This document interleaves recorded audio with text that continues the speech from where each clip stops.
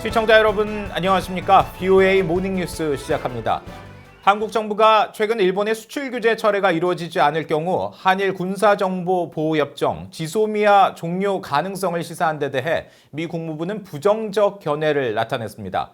국무부는 국방과 안보 문제는 한일 관계와 별개로 다뤄야 한다는 입장을 분명히 했습니다. 조상진 기자가 보도합니다. 미국 국무부 대변인실 관계자는 4일 한국 정부가 최근 또다시 한일 군사정보보호협정 지소미아 종료 카드를 꺼내든 데 대해 부정적 입장을 밝혔습니다. 미국은 국방과 안보 문제는 한일 관계의 다른 영역으로부터 계속 분리돼 있어야 한다고 굳게 믿는다고 강조한 것입니다.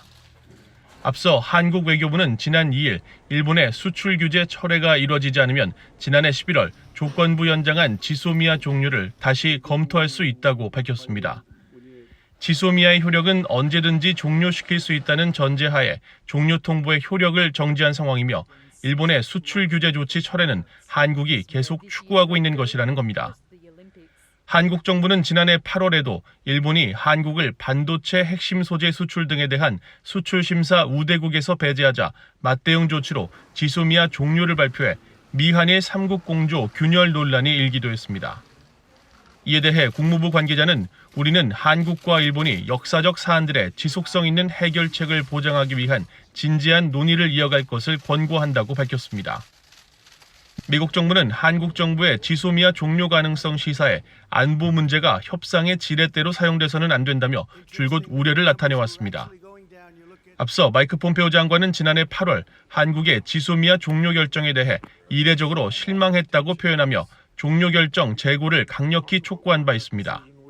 We're disappointed to see the decision that the South Koreans made about that information sharing agreement. We were urging each of the two countries to continue to engage, to continue to have dialogue. 또 미국 상원은 지난해 11월 21일 지소미아 종료 예정일을 하루 앞두고 지소미아의 중요성을 재확인하는 결의안을 만장일치로 채택하고 한일 간 균열은 결국 적국들에게 힘을 실어줄 뿐이라고 지적했습니다. South Korea has taken the counterproductive step of moving to end its participation in a key information sharing agreement with Japan. This increases the risk to U.S. forces in Korea and damages the U.S.-Korea alliance.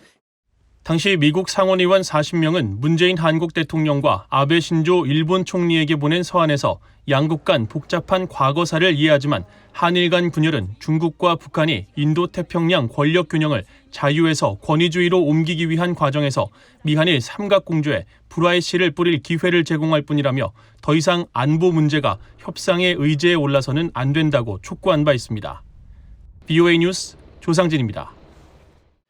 한국 정부가 김여정 북한 노동당 제1부부장의 대북전단 비난 담화와 관련해 한국 내 민간단체의 대북전단 살포 규제법 제정을 추진하고 있다고 밝혀 논란이 커지고 있습니다. 한국의 제1야당인 미래통합당 의원들은 5일 국회에서 기자회견을 열고 대북전단 살포를 법으로 규제하려는 것은 정부가 이른바 김여정 하명법을 만들려고 하는 전례 없는 굴종행위라고 비판하고 북한의 요구에 응해서는 안 된다고 밝혔습니다. 한반도 인권과 통일을 위한 변호사 모임도 성명을 통해 대북전단 살포는 헌법상 표현의 자유로 보장된다며 정부는 위헌적인 대북전단 살포 금지법 추진을 즉각 중단하라고 촉구하고 정부가 말한 안보 위해 행위는 대북전단 살포가 아니라 비무장지대 내 한국군 감시 초소에 총격을 가한 북한의 무력 도발이라고 지적했습니다. 반면 북한 접경지역 10개 지역 시장과 군수들은 통일부에 대북전단 살포를 규제해달라고 건의하고 대북전단 살포는 긴장 완화와 갈등 해소, 안전한 삶을 원하는 접경지역 주민들의 바람을 무너뜨리는 무책임한 행위라고 주장했습니다. 북한이 관영 매체를 통해 미국 내 시위 사태를 연일 집중 보도하고 있습니다. 미국 내 한반도 전문가들은 북한의 이런 보도가 국내적으로는 미국의 위상을 떨어뜨리고 미국에 대해서는 북한 인권 문제에 대한 관여를 막기 위한 것으로 분석했습니다. 조은정 기자가 취재했습니다. 북한은 조선중앙통신 등 관영 매체들을 통해 백인 경찰에 의해 흑인인 조지 플로이드 씨가 사망한 데 따른 미국 내 항의 시위 확산 소식을 지속적으로 전하고 있습니다. 미국 내 시위 상황뿐 아니라 다른 나라들에서 진행되는 관련 시위와 러시아, 중국, 이란 당국자들의 비난 성명까지 자세히 보도하고 있습니다. 북한은 미국 내 시위 상황을 전달하면서 포갑에 동원된 경찰들, 기마 경찰의 말발굽 세례 등 폭력성을 부각하고 있고 노동당 대변인 담화를 통해서는 미국식 자유와 민주주의를 비난했습니다. 미국 해군 분석센터 CNA의 켄 고스 적성국 분석국장은 북한이 의도적으로 정보전을 펼치고 있다고 말했습니다. 미국의 시스템과 자유민주주의 체제의 취약점을 부각하려 한다는 것입니다. 미국을 비난하면서 중국과 러시아에게 점수를 따고 미국에 대해서는 북한 인권 문제를 비난하지 말라는 신호를 보내며 북한 주민들의 외부 세계에 대한 환상을 깨려는 목적이라는 것입니다. 미국 중앙정보국 CIA 소속으로 북한의 선전선동을 분석했던 수김 랜드연구소 연구원도 북한 매체들의 보도는 사실관계를 선동하려는 서술에 짜맞춘다며 북한 당국의 의도라고 지적했습니다.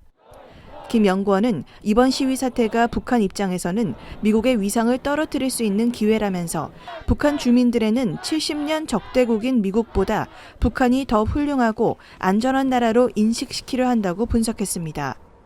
중국과 러시아, 이란 등 미국의 적대적인 나라들도 관영 매체와 인터넷 등을 통해 미국 시위 사태 가운데 부정적인 요소들을 크게 부각하고 있습니다. 워싱턴의 민주주의 수호를 위한 동맹은 최근 분석 자료에서 5월 29일부터 31일 사이 중국과 러시아의 관영 매체와 외교관들이 인터넷에서 가장 많이 언급한 단어 중 하나가 조지 플로이드였다고 밝혔습니다. 워싱턴의 민간단체인 애틀랜틱 카운슬의 그레이엄 브루키 국장은 VOA 뉴스센터에 러시아, 중국, 이란, 베네수엘라가 미국 시위와 관련해 자국민들에게 신호를 보내는 한편 자기 나라 인권 문제에 대한 미국의 입장을 약화시키고 민주주의의 힘에 대한 의문을 갖도록 하고 있다고 지적했습니다. 미국 국가정보국의 한 당국자도 최근 미국의 적들이 자국의 목적에 맞게 상황을 악용하려 할 것으로 예상한다고 밝혔습니다. VOA 뉴스 조은정입니다. 북한이 김정은 국무위원장 집권 이후에도 여전히 정치범 수용소 4곳을 운영하고 있는 것으로 나타났다고 대북인권단체가 밝혔습니다. 한국 내 대북인권단체 NK워치는 5일 정치범 수용소 경비병 출신인 안명철 NK워치 대표와 탈북자들의 증언을 토대로 발표한 보고서를 통해 북한이 현재 평안남도 개천과 함경남도 요덕, 함경북도 명간, 청진 등 4곳에서 정치범 수용소를 운영하고 있다면서 지역들을 지목했습니다. 북한 내 수용소는 당초 10여 곳이 운영돼 왔지만 국제사회의 비판이 집중되면서 1990년대 이후 8곳 정도가 폐쇄된 것으로 알려졌는데 보고서는 북한이 해당 수용소 폐쇄 이후 수감자들을 석방하지 않고 다른 수용소 시설을 확충해 분산 수감했다고 주장했습니다. NK워치는 이번 보고서를 토대로 지난 4일 유엔 인권사무소 관계자들과 관련 문제에 대해 논의했다며 향후 북한 인권 증진을 위해 지속적으로 국제사회와 협력을 모색할 계획이라고 밝혔습니다.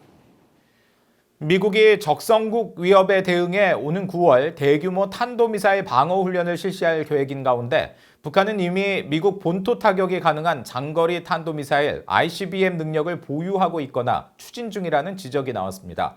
미국 북부사령부 작전과장인 그레고리 길럿 공군소장은 4일 미사일 방어 옹호 동맹이 주최한 화상회의에서 오는 9월 인도태평양 사령부와 중부사령부, 유럽사령부 등 통합전투사령부들과의 공조 아래 대규모 탄도미사일 방어 훈련이 실시된다고 밝혔습니다. 또 방어 훈련에는 5세대 전투기와 이지스함, 우주자산 등이 총 동원될 것이라며 적국의 괌, 하와이 타격 시도 상황을 포함한 인도태평양 영내 방어 훈련도 훈련 내용에 적용될 것이라고 강조했습니다.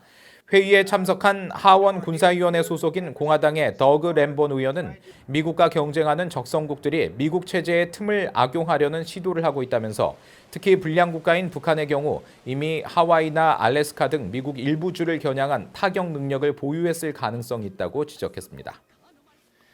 이상으로 VOA 모닝 뉴스를 마칩니다. 시청해주신 여러분 고맙습니다.